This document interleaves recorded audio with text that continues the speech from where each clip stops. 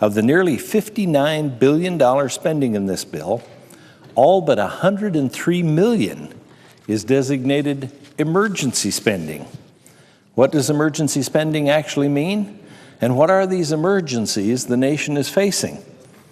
Emergency spending means deficit spending.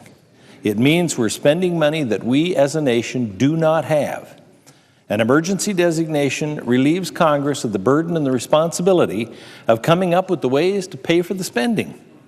We're continuing to make purchases on the taxpayer's credit card, knowing full well we have no plans to pay back the loan. We've already maxed out the credit card, the company just hasn't found out yet. Some programs under this bill may be considered true emergencies. There are unforeseen disasters such as flooding and oil spills, but there are also disasters that occurred years ago that would receive funding under this legislation. Funding may be needed for those programs, but the lack of funding was certainly not unexpected and should have been in last year's and this year's regular budget and appropriations process. But appropriations and budgeting have been so disfigured, contorted, abused, and ignored by lawmakers in recent years that the system is broken, and you have a series of omnibus and emergency or supplemental bills. The American people have made it clear that Congress needs to be fiscally responsible. They've made clear that they do not support our spending billions of taxpayers' dollars with little or no debate. We've been asking Americans to tighten their spending belts and take responsibility for their personal debt.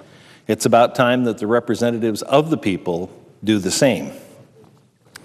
In April 2009, when making an emergency supplemental appropriations request, President Obama said, quote, "We should not label military costs as emergency funds so as to avoid our responsibility to abide by the spending limitations set forth by Congress. After years of budget gimmicks and wasteful spending, it's time to end the era of irresponsibility in Washington." End of quote by the President. I couldn't agree more. Congress and the administration need to find a better way to fund current military operations. Most of these funds are expected and should be addressed in the regular budget process. Again, I want to provide our troops with the funding and the resources they need to be successful as they work to protect America.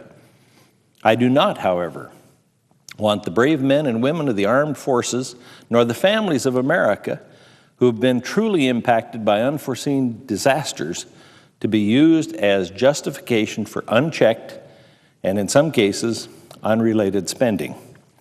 The men and women of our armed services deserve better than this spending bill. The people of the United States deserve better. I yield the floor.